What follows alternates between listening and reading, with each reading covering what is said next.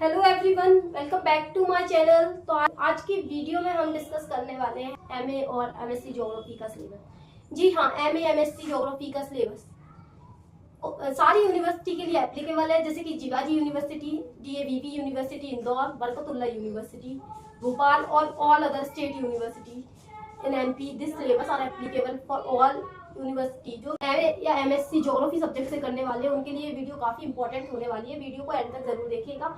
और आइए तो मेरे साथ एमए और एमएससी ज्योग्राफी का सिलेबस डिस्कस करते हैं। तो सबसे पहले हम एमए एमएससी की ज्योग्राफी का सिलेबस डिस्कस करेंगे। एमए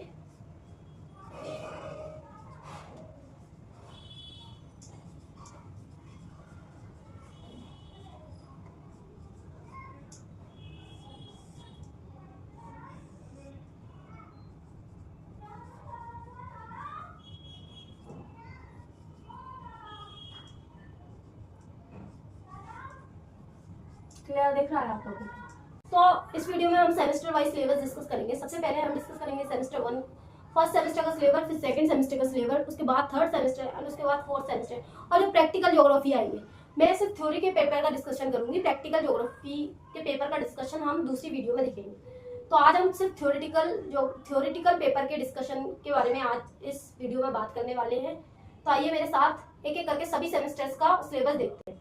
तो सबसे पहले मैं एक चार्ट ड्रॉ करूंगी।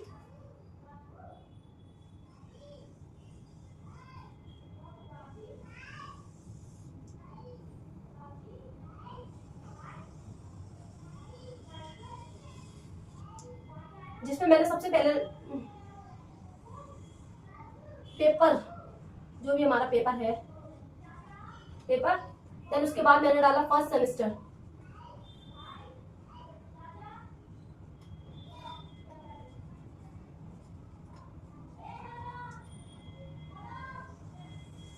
उसके बाद बात करेंगे हम सेकंड सेमेस्टर,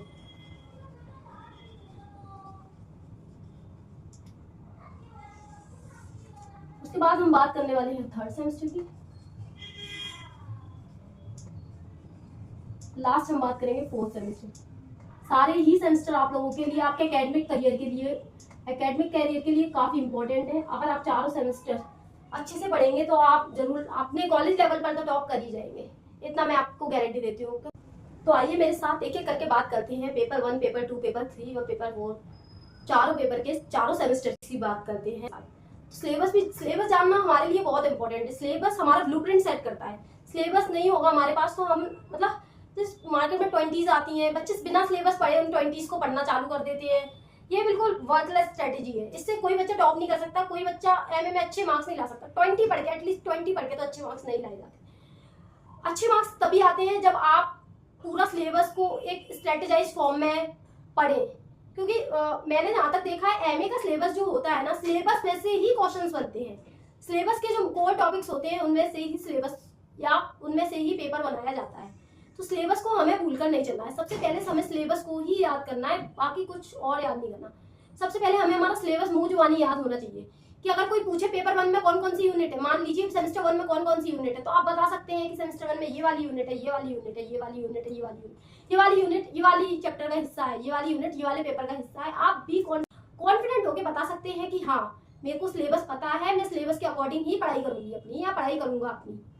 तो एमए का सिलेबस वैसे तो इजीली अवेलेबल नहीं हो पाता है, कॉलेज में पढ़ाते हैं, लेकिन बच्चे लास्ट मिनट देखते हैं कि कहाँ मिले कंटेंट, कहाँ मिले, क्योंकि आप सब जानते हैं एमए वाले बच्चे लास्ट में ही पढ़ते हैं। लेकिन आप ऐसा मत कीजिएगा, है ना। अगर आपको अच्छे मार्क्स चाहिए, क्योंकि आप लास्ट के 2 दिन पढ़कर ऐसा समझो कि आपको सारी चीजें आ जाए। आपने एमए कर लिया, नॉलेज के लिए किया होगा ना, या आपने सिर्फ डिग्री के लिए किया। अगर नॉलेज के लिए किया है तो उसको अच्छे से पढ़िए ना प्लीज।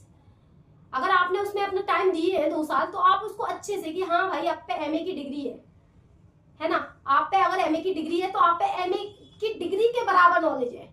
अगर आपने एमए अच्छे से पढ़ा हुआ है तो आपके लिए एकेडमिक कैरियर, मतलब करियर अपॉर्चुनिटीज काफी खुल जाएंगी। मतलब लोग सोचते हैं कि यार एमए एमएससी में क्या ही रखा है, आईआईटी वाले पैसे कमा रहे हैं, हम लोग तो यार हमको कोई जॉब भी नहीं देता।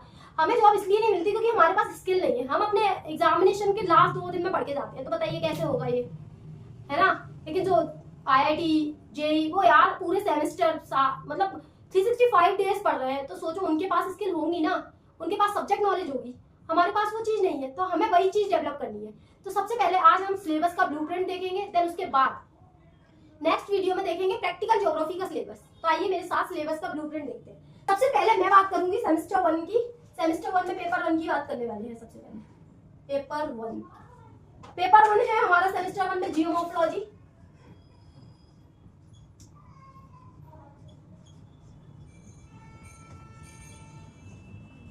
ठीक है, उसके बाद है पेपर 2।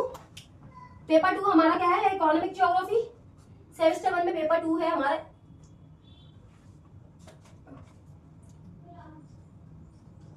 इकोनॉमिक।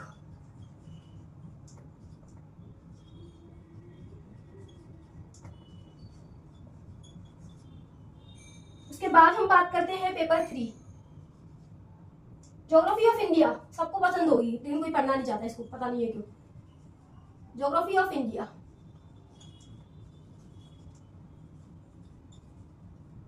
जिसमें भी रिसोर्स एंड रीजन वाला पार्ट पढ़ना है हमको सिर्फ। रिसोर्स एंड रीजन, ठीक है। उसके बाद आ जाइए पेपर 4। पेपर 4 में हम बात करेंगे history of geographical thought. History of geographical thought,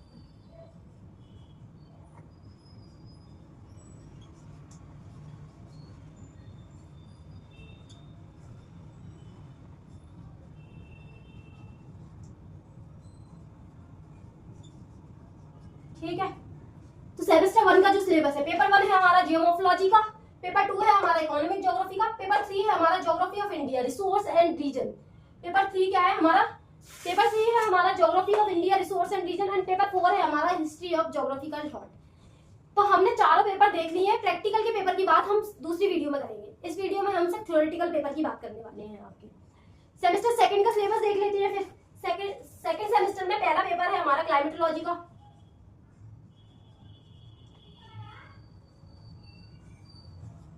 दूसरा पेपर होगा हमारा रिसोर्स मैनेजमेंट का।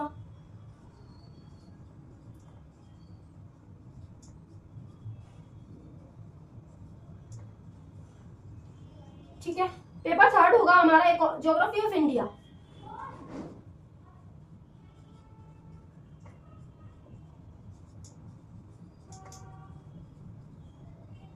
अब आप बोलोगे मैम सेमेस्टर 1 में भी पेपर 3 हमारा ज्योग्राफी ऑफ इंडिया था और सेमेस्टर 2 में पेपर 3 हमारा ज्योग्राफी ऑफ इंडिया। लेकिन बेटा ये रिसोर्स एंड रीजन है और ये है इकोनॉमी एंड रीजन। ये हमारा इकोनॉमी मतलब अर्थव्यवस्था जो से रिलेटेड है, इकोनॉमी एंड रीजन। ये हमारा रिसोर्स से रिलेटेड है, ये हमारा इकोनॉमी से रिलेटेड है। एंड पेपर 4 की हम बात करते हैं तो इन्वायरमेंटल ज्योग्राफी आ जाएगा हमारा, इन्वायरमेंटल ज्योग्राफी।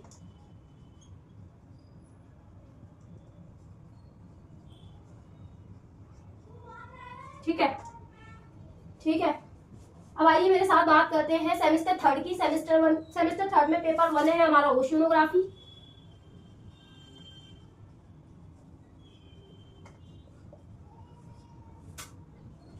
पेपर 2 है हमारा अर्बन ज्योग्राफी। ये तो सबको पढ़ना ही चाहिए, मेरे को ऐसा लगता है। काफी इंटरेस्टिंग है ये, मेरे को पर्सनली काफी इंटरेस्टिंग लगता है। बाकी आपका अगर मैं पढ़ाऊंगी तो आप कमेंट बॉक्स में बताइएगा कि आपको कौन सी यूनिट सबसे ज्यादा पसंद है। पेपर 3 है हमारा ज्योग्राफी ऑफ टूरिज्म, या हम इसे टूरिज्म ज्योग्राफी भी बोल सकते हैं। और पेपर 4 है हमारा एग्रीकल्चर ज्योग्राफी।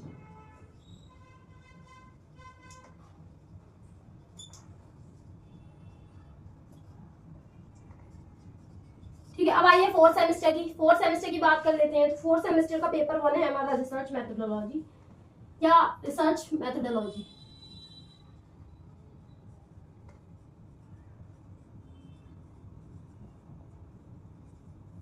सेमेस्टर 4 का पेपर 1 है हमारा रिसर्च मेथोडोलॉजी। सेमेस्टर पेपर 2 क्या है हमारा, पॉपुलेशन ज्योग्राफी।